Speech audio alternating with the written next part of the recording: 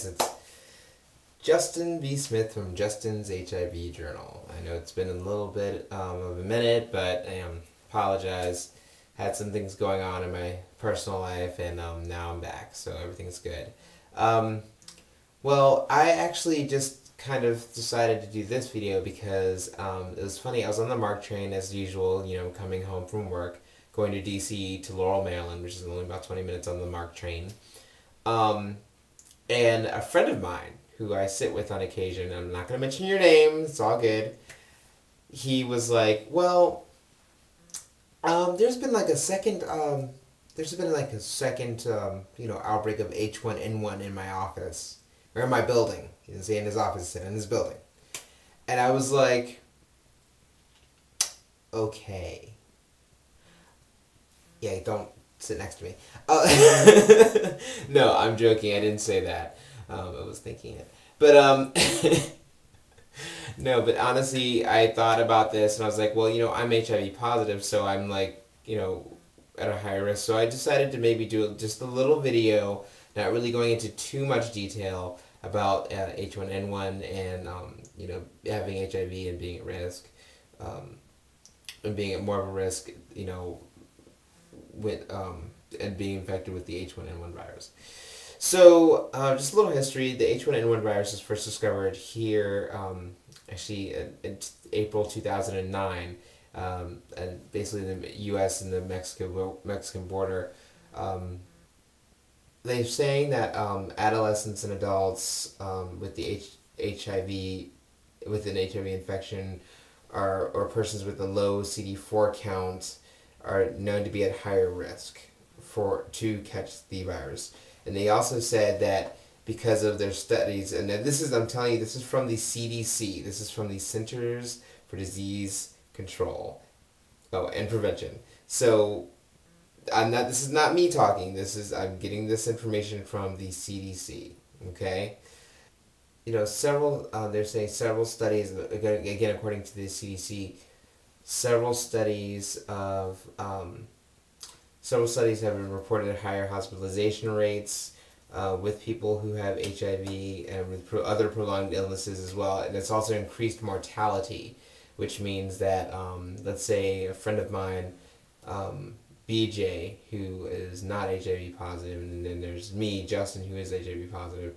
If we both get the H1N1 virus, there's more probability that if my CD4 count is low enough, could die of it than he would, because his immune system is not hindered by HIV or any other prolonged diseases.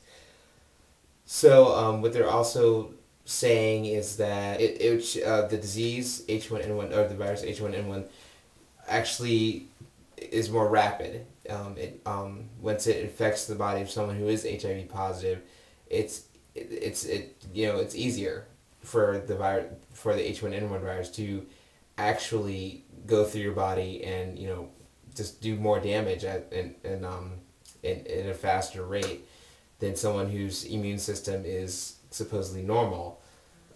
Also, what they're saying is that it's easier for if someone who is HIV positive, it's easier for them to get a second another infection, versus somebody who has normal immune system.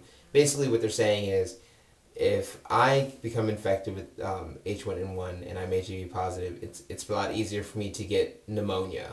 It's a lot easier for me to get another opportunistic infection in my body than someone who's HIV negative. So basically, what they're saying is, we have to be a little bit more careful. And also, what they're saying, to be more careful is also to take kind of like some prevention measures so you will not catch the H1N1 virus. They're saying that there's washing your hands more frequently. Also, some other steps to take are, covering your coughs. If somebody has if someone is ill, send them home. If someone is ill, send them home, and make sure they seek medical care as soon as possible. Kind of minimize contact with others that could possibly be ill. Let me see. also, unnecessary social contacts. It's kind of hard saying this because, we're human, so we thrive on interaction with other humans. We're social animals, naturally. So, we go to the zoo, we go to the park, we go to clubs, we go to other things. And some of us that are sick with H1N1, they don't even know that they're sick with H1N1. Maybe the first, couple symptoms. So I could be out with the club, and another friend of mine, BJ, could be at a club, and, BJ could have H1N1 and he not know it and give it to me. And especially since BJ is negative, HIV negative, his symptoms might not show up as fast as mine. So I'd probably know if I had H1N1 quicker than he would, unless, we both decided to get tested for it. So, a good website is www.cdc.gov/H1N1flu/specimen collection.html or HTM. It should tell you exactly, where to go get tested and give you some resources about that. So, I decided to do this video just because I wanted to make some, people aware, especially that are positive, that, the H1N1 is out there and it is around. I mean, it's real. So, don't let this fool you. Just because, we're not getting, hundreds of people infected every single day doesn't mean that it's not out there. So, my warning to you is just to be careful and heed the warnings and listen to your doctor, and if you feel like you've got some flu-like symptoms, take yourself to the hospital or take yourself to a doctor. Make an appointment. Do what you got to do.